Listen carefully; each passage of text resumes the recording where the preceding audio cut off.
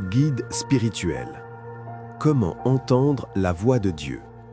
Un voyage vers une intimité profonde avec le Père. Mes brebis entendent ma voix. Je les connais et elles me suivent. Jean 10, 27.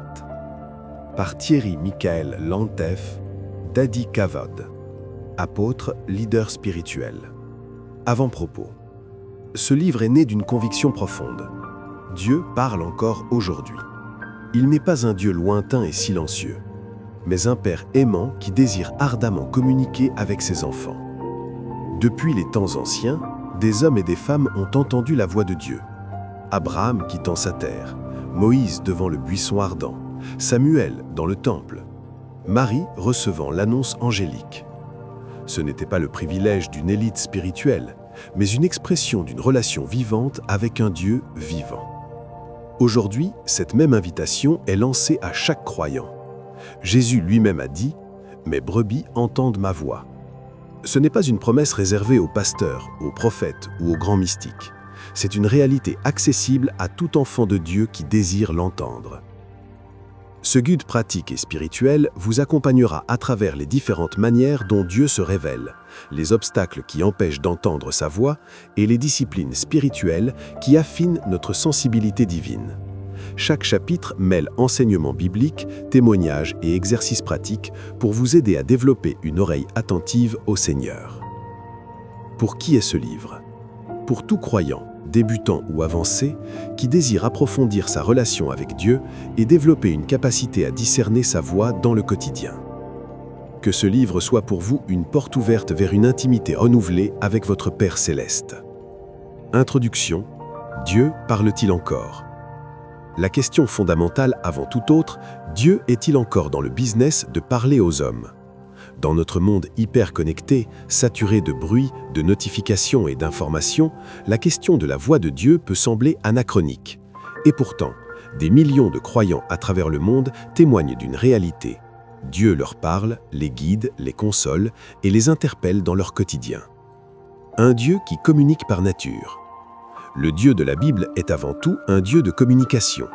Dès les premières pages de la Genèse, nous le voyons parler. Que la lumière soit. Genèse 1, 3.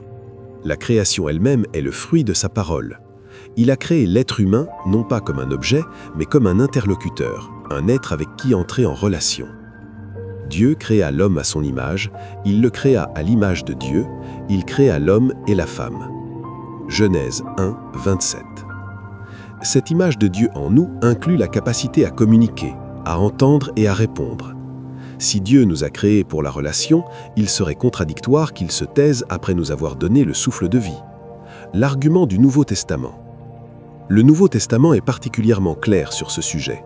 Jésus promet l'Esprit Saint comme consolateur, guide et enseignant. Jean 14, 16, 17 et 26. L'Esprit Saint n'est pas une théorie abstraite, c'est la présence active et communicante de Dieu en nous. L'apôtre Paul exhorte « Ne vous conformez pas au siècle présent, mais soyez transformés par le renouvellement de votre intelligence, afin que vous discerniez quelle est la volonté de Dieu. » Romains 12, 2. Ce discernement implique une communication active avec Dieu. Pourquoi certains n'entendent pas? Si Dieu parle, pourquoi tant de croyants ont-ils l'impression de n'entendre que le silence? Plusieurs raisons peuvent expliquer cette difficulté. Le bruit intérieur, nos pensées, nos angoisses, notre mental agité masquent la voix douce et subtile de Dieu. Des attentes incorrectes, on attend une voix audible dramatique alors que Dieu parle souvent d'une manière subtile. Des obstacles spirituels, le péché non confessé, l'amertume ou la désobéissance peuvent créer une distance. Le manque de pratique. Entendre Dieu est une compétence spirituelle qui se développe avec le temps. Une théologie limitative, certains enseignements suggèrent que Dieu ne parle plus directement, une position qui manque de fondement biblique. Ce guide vous aidera à surmonter ces obstacles et à développer une oreille spirituelle sensible à la voix de votre Père céleste. Chapitre 1. Les fondements bibliques. Avant d'apprendre à entendre, il faut être convaincu que Dieu parle. Les Écritures en témoignent de manière abondante et cohérente. 1.1. Dieu parle dans l'Ancien Testament. L'Ancien Testament est un long témoignage d'un Dieu qui parle à ses serviteurs. Il s'adresse à Abraham dans Ur des Chaldéens et lui demande de partir vers une terre inconnue. Genèse 12, 1, 3. Il parle à Moïse face à face comme un homme parle à son ami. Exode 33, 11. Il interpelle Élie dans le désert au moment du découragement total. Après le feu, il y eut un murmure doux et léger. Quand Élie l'entendit, il s'enveloppa le visage de son manteau. 1 Roi 19, 12. Ce passage est l'un des plus instructifs de l'Ancien Testament sur la voix de Dieu. Dieu n'était pas dans le vent violent, ni dans le tremblement de terre, ni dans le feu, mais dans un murmure doux et léger. C'est une leçon capitale. La voix de Dieu est souvent subtile, intérieure, requérant calme et attention. 1.2. Jésus est la voix du Père. Jésus lui-même décrit sa relation avec ses disciples en termes de communication vocale. Dans Jean 10, il utilise la métaphore du berger et des brebis, une image très parlante pour ses contemporains. Les brebis entendent sa voix, il appelle par leur nom ses propres brebis et il les conduit dehors. Quand il a mis dehors toutes ses propres brebis, il marche devant elles, et les brebis le suivent parce qu'elles connaissent sa voix. Jean 10, 3, 5. Remarquez la progression. Le berger appelle par leur nom, c'est une relation personnelle. Les brebis connaissent sa voix, c'est le fruit d'une familiarité cultivée. Elles le suivent, c'est l'obéissance qui naît de la confiance.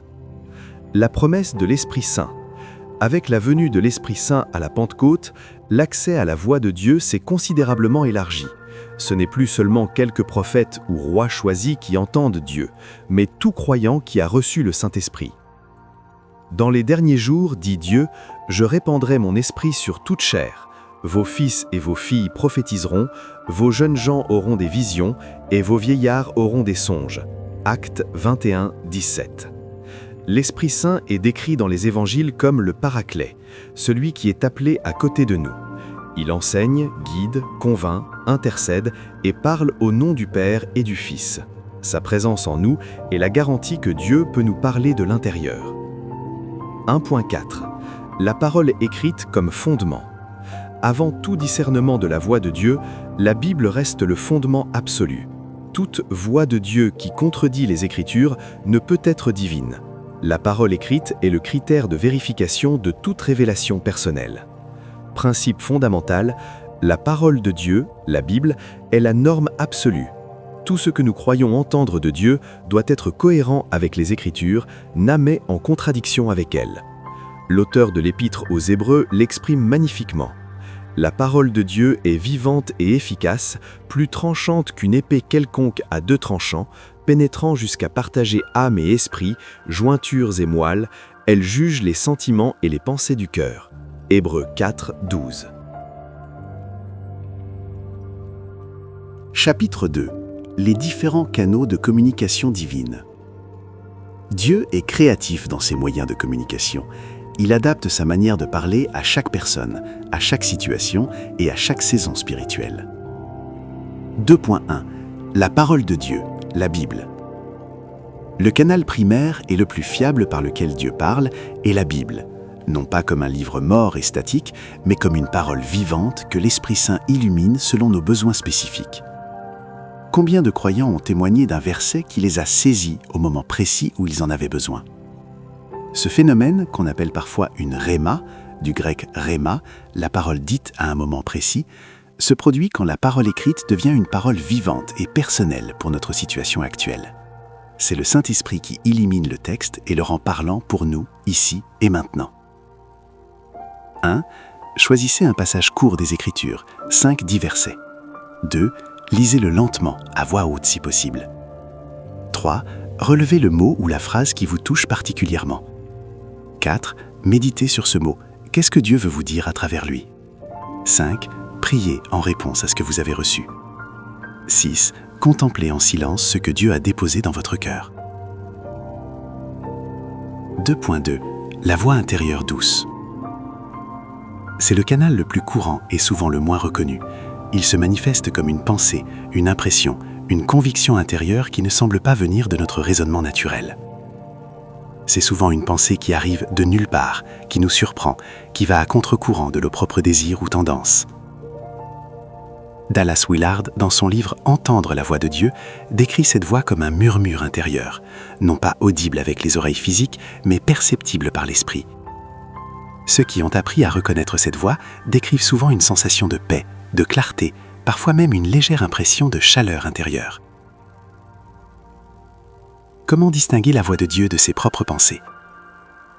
La voix de Dieu est généralement plus sage que nos pensées naturelles, cohérente avec la Bible, accompagnée d'une paix même quand le message est difficile. Stable, elle ne s'évanouit pas rapidement et orientée vers l'amour et l'édification. 2.3. Les rêves et les visions. Tout au long de l'histoire biblique, Dieu a utilisé les rêves pour communiquer avec ses serviteurs.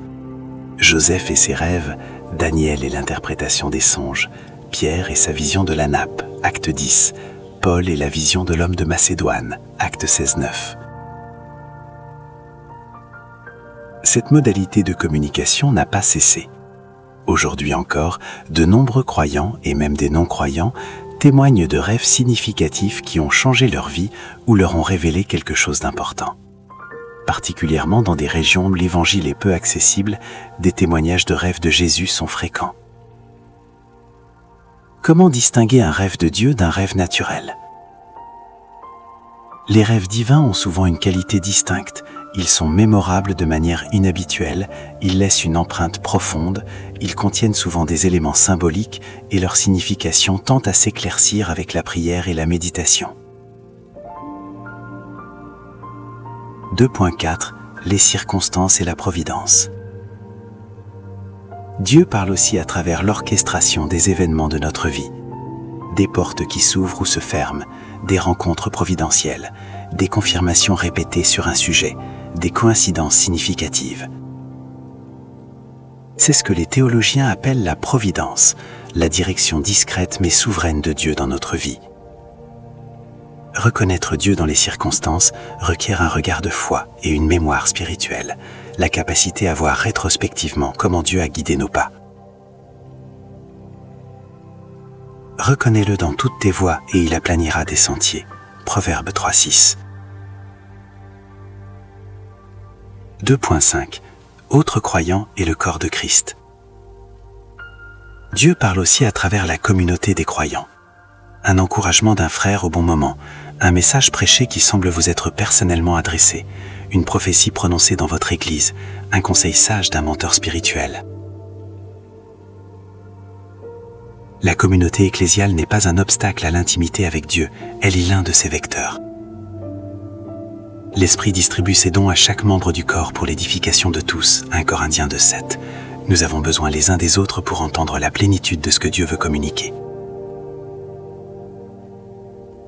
2.6. La nature et la création.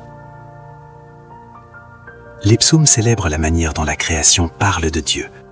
Les cieux racontent la gloire de Dieu et l'étendue céleste annonce l'œuvre de ses mains, psaume 19.1. La beauté d'un coucher de soleil, la majesté du...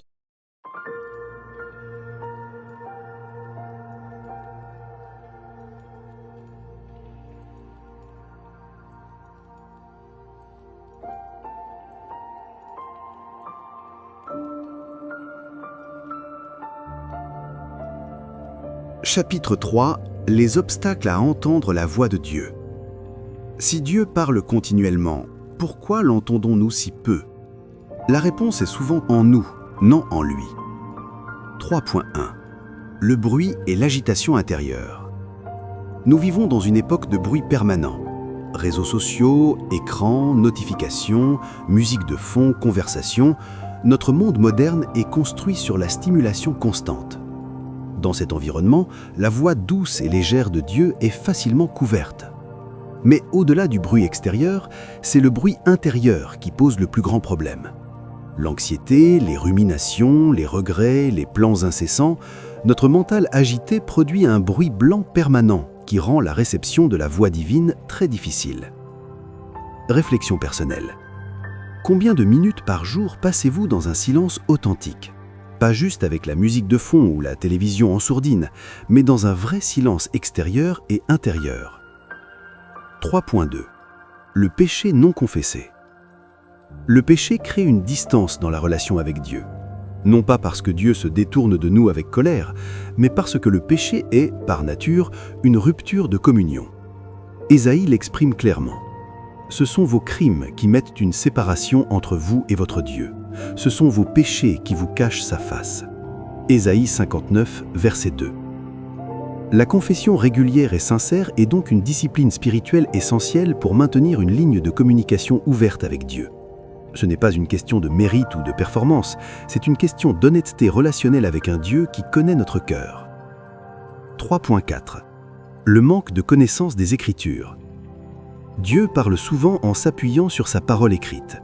Si nous ne connaissons pas les Écritures, nous n'aurons pas le vocabulaire spirituel pour reconnaître sa voix. C'est comme essayer d'écouter quelqu'un qui parle une langue que vous n'avez jamais apprise. Plus nous sommes familiers avec la Bible, sa théologie, ses récits, ses promesses, son cadre éthique, plus nous serons capables de reconnaître quand Dieu nous parle et de vérifier si ce que nous entendons est conforme à son caractère révélé. 3.5. Les blessures émotionnelles et la méfiance. Des expériences douloureuses, un père absent ou violent, des déceptions répétées, des trahisons, peuvent colorer notre perception de Dieu. Si nous voyons Dieu inconsciemment comme un père indifférent ou un juge sévère, il sera difficile d'entendre une voix aimante et bienveillante. La guérison intérieure est souvent un préalable à l'approfondissement de l'écoute de Dieu. Parfois, le travail de guérison des blessures émotionnelles et de la transformation de notre image de Dieu est le chemin le plus direct vers une intimité divine renouvelée. 3.6. L'impatience et le manque de persévérance. Entendre la voix de Dieu est une compétence qui se développe sur le long terme. Dans un monde de l'immédiateté, nous avons souvent du mal à attendre le Seigneur. Nous voulons une réponse maintenant, claire et sans ambiguïté. Mais la Bible nous appelle à la persévérance dans la prière et l'attente. Habacuc monte sur sa tour de guet et attend. Habacuc 2, verset 1. Les disciples sont invités à veiller et prier. Matthieu 26, verset 41. L'attente elle-même est souvent une école de formation spirituelle. Espère en l'Éternel, aie bon courage et que ton cœur soit fort. Espère en l'Éternel. Psaume 27, verset 14. 3.6. L'incrédulité et le doute parasite. Parfois, le plus grand obstacle est simplement de ne pas croire que Dieu peut nous parler personnellement. Une théologie du silence divin, la conviction que Dieu ne parle plus directement depuis l'ère apostolique, peut devenir une prophétie autoréalisatrice. Si nous ne croyons pas que Dieu parle, nous n'écouterons pas et nous n'entendrons rien. La foi est le canal de la communion avec Dieu. Sans la foi, il est impossible de lui être agréable, car il faut que celui qui s'approche de Dieu croie que Dieu existe et qu'il est le rémunérateur de ceux qui le cherchent. Hébreux 11, verset 6. Chapitre 4. Cultiver une oreille attentive. L'écoute de Dieu ne s'improvise pas, elle se cultive. Voici les disciplines spirituelles qui affinent notre sensibilité divine. 4.1. Le silence et la solitude. Jésus lui-même, malgré la pression de son ministère public, cherchait régulièrement des moments de solitude pour prier et communier avec le Père. Il se retirait dans les lieux déserts et il priait. Luc 5, 16. Si le Fils de Dieu en avait besoin, nous en avons besoin à plus forte raison. La solitude n'est pas de l'isolement. C'est un espace délibérément créé pour être avec Dieu, à l'abri des sollicitations du monde et de notre propre mental agité. Dans cet espace, Dieu peut se faire entendre. Pratique. Le temps de silence quotidien. Commencez par 10 minutes par jour dans un endroit tranquille. 1. Installez-vous confortablement, fermez les yeux. 2. Respirez profondément 5 fois pour calmer votre corps et votre esprit. 3. Offrez simplement votre disponibilité à Dieu. Seigneur, je suis là. Je t'écoute. 4. Ne forcez pas, attendez, observez ce qui monte dans votre cœur. 5. Notez ce que vous ressentez ou percevez dans un journal. 4.2. La prière contemplative. Au-delà de la prière de demande, qui est légitime et importante, il existe une forme de prière moins connue dans les traditions protestantes évangéliques. La prière contemplative. C'est une prière d'écoute, de présence et de réception. Les pères du désert, Thérèse d'Avila, Jean de la Croix et plus récemment Thomas Merton ont exploré en profondeur cette dimension de la vie spirituelle. La prière contemplative n'est pas une méditation vide, c'est une attention amoureuse dirigée vers Dieu, une disponibilité à recevoir ce qu'il veut donner. Arrêtez-vous et sachez que je suis Dieu. Psaume 46, 11. 4.2. L'étude et la méditation des Écritures. La méditation biblique, au sens hébraïque du terme, aga, murmurer, ruminer, est différente de la simple lecture. C'est l'art de laisser un passage des Écritures descendre du mental vers le cœur, d'en peser chaque mot, de le tourner et retourner dans sa pensée jusqu'à ce qu'il libère ses richesses cachées. Le psaume 1 décrit l'homme béni comme celui qui médite la loi de l'Éternel jour et nuit. Psaume 1, verset 2. Cette méditation transforme et oriente. Elle forme en nous un esprit saturé de la parole de Dieu, capable de reconnaître sa voix parce qu'il a appris à penser comme lui. Pratique. La méditation d'un verset. Choisissez un verset court. Exemple, Psaume 23, 1, Jean 3, 16, Philippiens 4, 7. 1. Écrivez le verset sur une carte ou dans votre journal. 2. Répétez-le à voix haute 7 fois lentement. 3. Soulignez un mot différent à chaque répétition et observez comment le sens change. 4. Posez-vous. Que veut me dire Dieu à travers ce verset aujourd'hui? 5. Terminez par une prière de réponse. 4.4. Le journal spirituel. Tenir un journal de prière est l'une des pratiques les plus puissantes pour développer l'écoute de Dieu. Il permet de consigner ce que nous ressentons avoir entendu, de suivre l'évolution dans le temps, de faire des connexions entre différentes paroles et de vérifier rétrospectivement la fidélité des impressions reçues. Le journal n'a pas besoin d'être littéraire ou élaboré. C'est un espace d'honnêteté avec Dieu et avec soi-même. On peut y noter ses prières, ses questions à Dieu, les versets qui nous ont touchés, les impressions reçues, les rêves significatifs, les circonstances providentielles. 4.6. Le jeûne. Le jeûne est souvent présenté comme une discipline de pénitence, mais c'est avant tout une discipline d'écoute. En renonçant temporairement à la nourriture, nous exprimons à Dieu que notre faim de sa présence dépasse notre faim physique. Nous créons aussi un espace de vulnérabilité et de dépendance qui favorise la réception. Jésus ne dit pas « si vous jeûnez », mais « quand vous jeûnez ». Matthieu 6, 16. Présupposant que le jeûne est une pratique normale de la vie spirituelle. Les situations de choix importants, de crise ou de désir de percée spirituelle sont des moments propices au jeûne. 4.7. La louange et l'adoration. Il est dit de Dieu qu'il habite la louange d'Israël. Psaume 22, 3. La louange crée une atmosphère de la présence divine dans laquelle la voix de Dieu se fait plus facilement entendre. L'adoration nous repositionne, elle nous sort de nous-mêmes et nous oriente vers lui. Nombreux sont les croyants qui témoignent avoir reçu leurs impressions les plus claires de Dieu au cœur d'un temps de louange profonde. La louange désactive nos défenses intellectuelles et ouvre le cœur à la réception. Chapitre 5. L'art du discernement. Entendre est une chose, discerner correctement est une autre. Le discernement est la capacité à distinguer la voix de Dieu des autres voix. 5.1. Les 3 voix à discerner. La tradition spirituelle chrétienne identifie généralement 3 sources possibles pour les impressions spirituelles: Dieu, notre propre esprit et nos désirs, et les esprits malins. Apprendre à les distinguer est le cœur du discernement. La voix de Dieu, toujours cohérente avec la Bible, toujours orientée vers l'amour, la sainteté et la gloire de Dieu, accompagnée d'une paix profonde même quand elle est exigeante. 1 Jean 4, 1. Notre propre voix, souvent colorée par nos désirs, nos peurs, nos conditionnements, parfois sages, parfois égocentrés.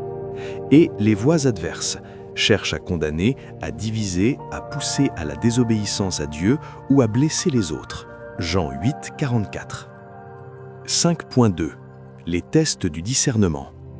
Saint Ignace de Loyola a développé au XVIe siècle un système de discernement des esprits qui reste d'une pertinence remarquable aujourd'hui.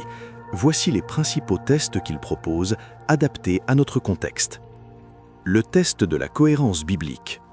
Toute impression qui contredit les Écritures ne vient pas de Dieu, c'est le test absolu.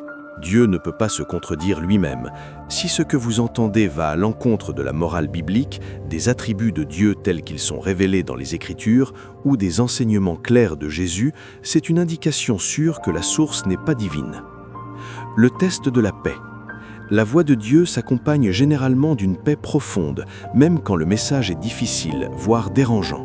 Cette paix n'est pas l'absence d'émotions ou de défis, mais une stabilité intérieure qui transcende les circonstances. Paul la décrit comme la paix de Dieu qui surpasse toute intelligence. Philippiens 4:7. Le test du fruit. Jésus enseigne à reconnaître les vrais prophètes à leurs fruits. Matthieu 7, 16-20. Appliquez ce principe aux impressions que vous recevez. Si vous obéissez à cette impression, quels fruits cela produira-t-il dans votre vie et dans celle des autres? Les fruits de l'esprit, amour, joie, paix, patience, ou les fruits de la chair? Le test de la confirmation. Dieu confirme souvent ce qu'il dit à travers plusieurs canaux. Une impression reçue en prière peut être confirmée par un verset des Écritures, puis par une parole d'un ami en qui on a confiance, puis par les circonstances. Cette triple confirmation est un signe fort de l'origine divine d'une impression. Le test de l'humilité. La voix de Dieu nous oriente vers l'humilité et l'amour des autres. Les impressions qui gonflent notre orgueil, qui nous isolent du corps de Christ ou qui nous donnent un sentiment de supériorité spirituelle sont suspectes. L'Esprit Saint produit l'humilité, pas l'arrogance. Conseil pratique. Partagez les impressions importantes que vous pensez avoir reçues de Dieu avec 2 ou 3 frères et sœurs en qui vous avez confiance et qui connaissent les Écritures. Leur réaction, qu'elle soit de confirmation ou de questionnement, fait partie du processus de discernement. 5.4. Quand Dieu semble silencieux. Il y a des saisons dans la vie spirituelle où Dieu semble avoir disparu, où toute communication semble coupée. Les mystiques chrétiens ont appelé cette expérience la nuit obscure de l'âme. C'est une réalité que presque tout croyant vivra à un moment ou un autre. Ces saisons ne signifient pas que Dieu est absent. Elles peuvent être des moments de purification, d'approfondissement de la foi, d'invitation à chercher Dieu pour lui-même et non pour ses bienfaits. Le psalmiste a traversé ces ténèbres et l'a exprimé. « Mon Dieu, pourquoi m'as-tu abandonné ?» Jésus lui-même a crié ces mots sur la croix.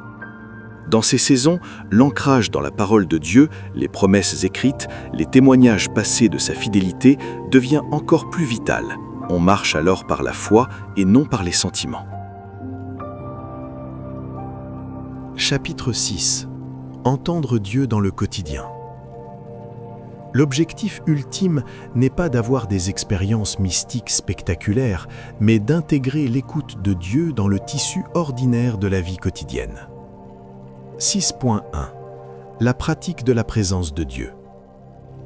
Le frère Laurent, moine du XVIIe siècle, a écrit un petit chef-d'œuvre spirituel intitulé « La pratique de la présence de Dieu ». Travaillant aux cuisines du monastère, il avait développé une conscience permanente de la présence divine, en lavant les casseroles comme en priant à la chapelle. Cette pratique, maintenir une conscience intérieure de la présence de Dieu tout au long de la journée, crée un état de disponibilité continue à entendre sa voix. Ce n'est pas une contemplation de tous les instants qui empêche de fonctionner, mais une orientation du cœur qui teinte toutes les activités d'une présence divine. 6.2. Les prières courtes et fréquentes. Au lieu ou en plus de longs temps de prière formelle, la tradition de la prière continuelle, des courts dialogues fréquents avec Dieu tout au long de la journée, est un moyen puissant de maintenir la ligne de communication ouverte. En conduisant, en attendant, en mangeant, en travaillant, de courtes prières silencieuses, de brèves invocations, des petits merci ou demandes maintiennent le cœur en posture d'écoute. Seigneur, que penses-tu de cette situation? Père, guide mon prochain rendez-vous. Merci pour cette beauté. Priez sans cesse. 1 Thessaloniciens 5, 17. 6.3. Entendre Dieu dans les relations. Chaque rencontre peut être une occasion d'entendre Dieu. Avant une conversation importante, on peut demander intérieurement « Seigneur, qu'est-ce que tu veux que je communique à cette personne? Qu'est-ce que tu veux que j'entende d'elle ?» Cette posture transforme les relations. Au lieu de simplement réagir ou de chercher à imposer nos vues, nous devenons des canaux potentiels de la grâce divine pour les autres. Des paroles d'encouragement qui arrivent au bon moment, une question qui aide l'autre à voir plus clair, ces choses peuvent être des voix de Dieu transmises par notre sensibilité. 6.4. La prière pour les autres. Intercession prophétique. L'intercession peut devenir une école d'écoute. Lorsque nous prions pour quelqu'un, nous pouvons également demander à Dieu de nous révéler comment prier spécifiquement pour lui, ses besoins profonds, ses forces, les promesses divines qui le concernent. Cette pratique, souvent appelée intercession prophétique, sort la prière du mode de liste de courses pour entrer dans une coopération avec les plans de Dieu. Elle nécessite une écoute attentive pendant la prière, pas seulement une parole.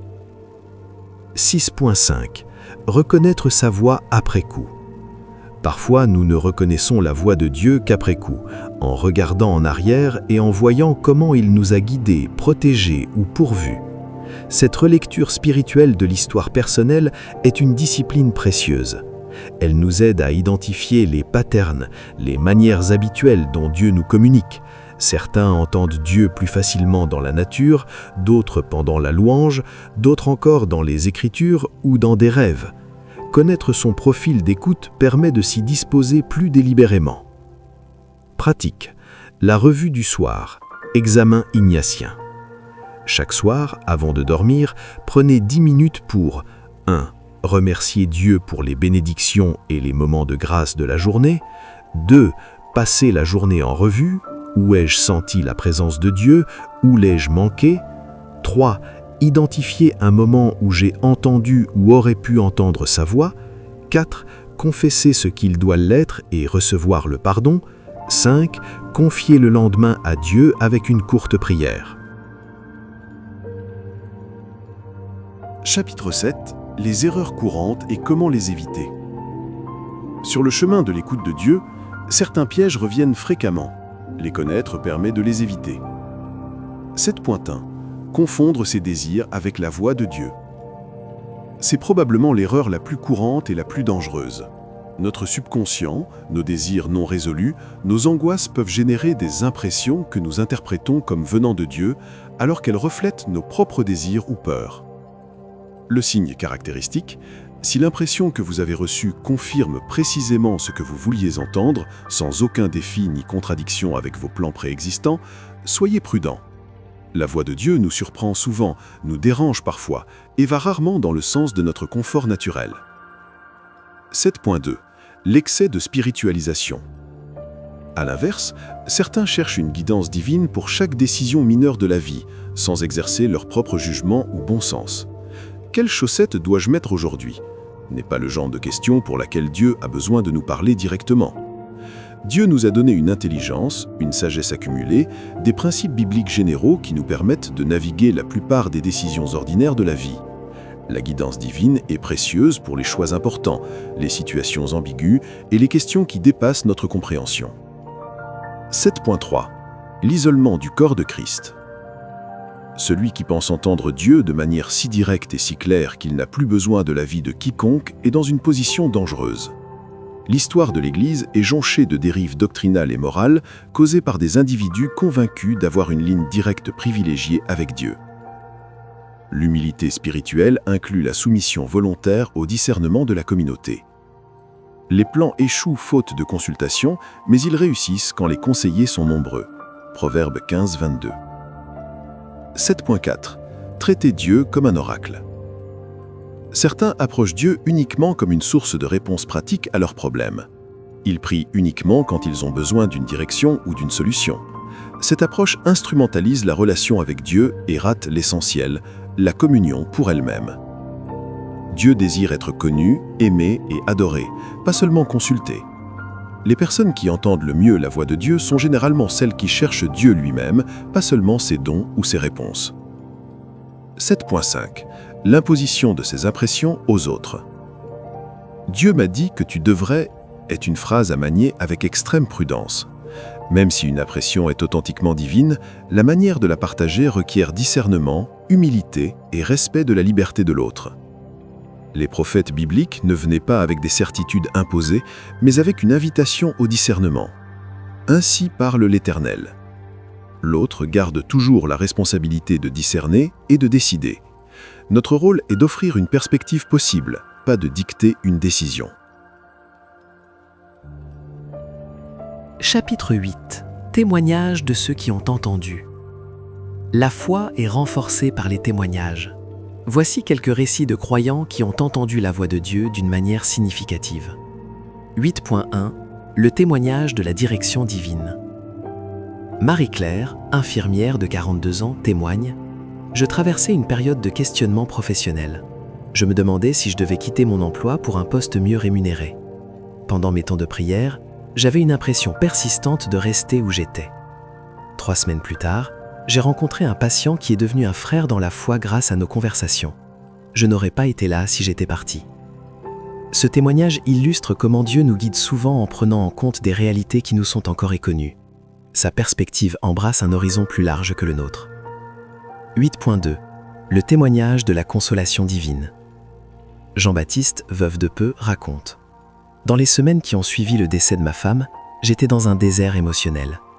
Un matin, en lisant le psaume 34, le verset 18 m'a semblé sortir de la page et entrer dans mon cœur. L'Éternel est près de ceux qui ont le cœur brisé. Ce n'était pas juste de l'information théologique, c'était une présence réelle, une chaleur intérieure. Dieu me parlait directement. 8.3. Le témoignage de l'avertissement. Sophie, chef d'entreprise, témoigne « J'étais sur le point de signer un contrat important avec un partenaire commercial. Tout semblait parfait sur le papier. Mais pendant la prière du matin précédant la signature, j'ai eu une impression très forte et répétée de « ne pas faire cela maintenant ». J'ai reporté. 6 semaines plus tard, il s'est avéré que ce partenaire était impliqué dans des pratiques frauduleuses. 8.4. Le témoignage de la vocation. David, ancien cadre bancaire devenu pasteur, explique « Pendant des années, j'avais une impression récurrente lors de mes prières que Dieu m'appelait à un changement radical de vocation. J'ai résisté longtemps. Le confort, la sécurité, le regard des autres. Mais l'impression ne partait pas. Elle revenait, confirmée par différents versets, par des frères en qui j'avais confiance, par des circonstances. Aujourd'hui, 10 ans plus tard, je peux témoigner que c'était bien sa voix. » Chapitre 9. Un programme de 30 jours pour développer l'écoute. L'écoute de Dieu est une compétence qui se développe par la pratique régulière. Ce programme progressif vous aidera à bâtir des bases solides. Semaine 1. Posez les fondements. Cette première semaine est consacrée à créer les conditions de l'écoute. L'objectif n'est pas encore d'entendre des choses spectaculaires, mais de créer un espace de silence et de disponibilité. Jour 1-2. Passez 10 minutes par jour dans un silence complet. Pas de prière formelle, juste être présent à Dieu. Jour 3-4. Lisez lentement Jean 10, 1-8. Méditez sur la relation berger-brebis. Priez pour recevoir des oreilles spirituelles. Jour 5-6. Commencez un journal de prière. Notez-y vos pensées, questions à Dieu et ce que vous ressentez pendant vos temps de silence. Jour 7. Revue de la semaine. Qu'avez-vous remarqué? Y a-t-il des moments où vous avez senti quelque chose de particulier? Semaine 2. Apprendre à écouter. Cette semaine, nous introduisons des pratiques plus actives d'écoute. Jour 8-10. Pratiquez la Lectio Divina quotidiennement sur les psaumes 34, 27 et 46. Jour 11-12. Passez 15 minutes en adoration avant de prier. Observez si cela change votre expérience de la prière. Jour 13-14. Essayez d'écrire dans votre journal une lettre de Dieu. Ce que vous pensez que Dieu voudrait vous dire aujourd'hui. Ne forcez pas, laissez simplement couler. Semaine 3. Discerner et vérifier. Cette semaine, nous travaillons sur le discernement des impressions reçues. Jour 15-7.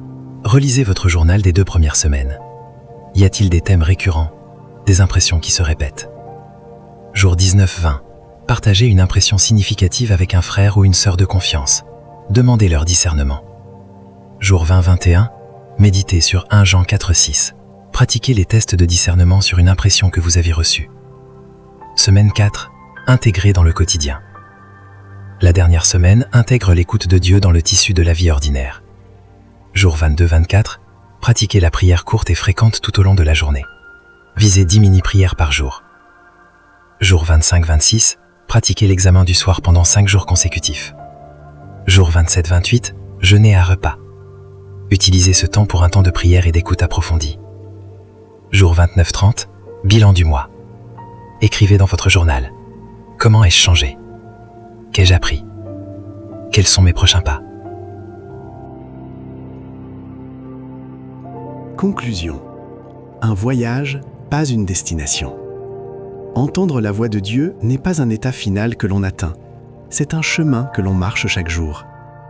Tout au long de ce livre, nous avons exploré les canaux par lesquels Dieu communique, les obstacles qui entravent l'écoute, les disciplines qui l'affinent et les clés du discernement. Nous avons vu que la voix de Dieu n'est pas réservée aux géants spirituels, aux mystiques ou aux prophètes. Elle est offerte à chaque enfant de Dieu qui tend l'oreille. Mais voici la vérité centrale que nous voulons souligner en conclusion. L'objectif n'est pas simplement d'entendre une voix, l'objectif est de connaître une personne. Connaître Dieu lui-même, son caractère, ses voies, son cœur, ses délices. L'écoute est un moyen, pas une fin. La fin, c'est l'amour. Vous me chercherez et vous me trouverez si vous me cherchez de tout votre cœur. Jérémie 29:13. La promesse est claire et sans équivoque. Dieu se laisse trouver par ceux qui le cherchent vraiment. Non pas par ceux qui cherchent des expériences mystiques ou des confirmations de leurs propres plans ou des solutions à leurs problèmes, mais par ceux qui cherchent Dieu lui-même. Dans cette quête, attendez-vous à être surpris. Dieu est créatif, infini, inépuisable. Il ne peut pas être réduit à une méthode ou à une formule. Il se révèle à ceux qui le cherchent, mais toujours à sa manière, dans sa sagesse, selon sa grâce. Commencez là où vous êtes, avec ce que vous avez. Une prière courte, sincère, offerte en ce moment même, peut être le début d'un dialogue qui transformera votre vie. Dieu vous attend. Voici, je me tiens à la porte et je frappe. Si quelqu'un entend ma voix et ouvre la porte, j'entrerai chez lui, je souperai avec lui, et lui avec moi. Apocalypse 3:20. Puisse votre oreille être attentive à sa voix et votre cœur prend à obéir. Passage biblique clé à méditer. Jean 10:1-30. Le bon berger, ses brebis. 1 Roi 19:1-18. Élie et le murmure doux. Psaume 23. Le Seigneur est mon berger. Romains 8:14-16. Conduit par l'esprit de biais. 1 Corinthiens 2:6-16. La sagesse révélée par l'esprit. Hébreux 4:12-13. La parole vivante et agissante. 1 Jean 4:1-6. Éprouver les esprits. À propos de l'auteur. L'apôtre Thierry Michael Lantefo, connu de plusieurs sous le nom de Daddy Kavod, est le fondateur et visionnaire du ministère de la suprématie du Christ, une commission apostolique dédiée à la révélation de la gloire de Jésus-Christ et à l'équipement stratégique du corps de Christ pour cette fin des temps. Son mandat s'exprime puissamment à travers l'enseignement profond de la parole, l'activation prophétique, la délivrance, la formation des leaders, l'implantation de systèmes de réveil et l'accompagnement des ministères émergents. Orateur recherché, enseignant de révélation et bâtisseur de destinée, il touche des vies à travers conférences, séminaires, écoles de ministères, publications et médias digitaux, avec une vision claire, voir une génération enracinée dans la vérité, manifestant la puissance du royaume et établie dans la suprématie absolue de Christ sur toutes les sphères de la vie. Contactez l'auteur. Mail commisédition@gmail.com. Facebook Thierry Michael Lantefo, Daddy Kavod. YouTube Thierry Michael Lantefo, Daddy Kavod. WhatsApp +2 29 01 68 2365. 2026 Thierry Michael Lantefo, Daddy Kavod, tout droit réservé. Autre livre de l'apôtre. A. Combat spirituel et délivrance. 21 prières contre les attaques nocturnes. Comment briser les autels familiaux. 7 signes d'oppression spirituelle dans la maison. Prière de minuit pour débloquer les bénédictions. Comment vaincre les rêves sataniques. Délivrance des blocages générationnels. Les psaumes de guerre spirituelle les plus puissants. Comment protéger ses enfants spirituellement. 14 nuits de prière pour la victoire. Délivrance du mariage spirituel. Ange. Mystère divin, ange et révélation. Les 7 signes que Dieu prépare votre élévation. Comment sentir la présence des anges. Les rêves par lesquels Dieu vous avertit. Les messages cachés derrière les heures miroirs chrétiennes. Pourquoi Dieu vous isole avant de vous bénir. Les secrets bibliques des anges protecteurs. Comment reconnaître une visitation divine. Les signes que le ciel combat pour vous. Pourquoi certaines bénédictions arrivent en silence. Les mystères du monde invisible selon la Bible. Prière puissante et déclaration prophétique. Sans déclaration prophétique du matin. Prière pour ouvrir les portes fermées. Prière avant de dormir pour la protection. Prière contre la stagnation financière. 7 jours de jeûne pour une percée divine.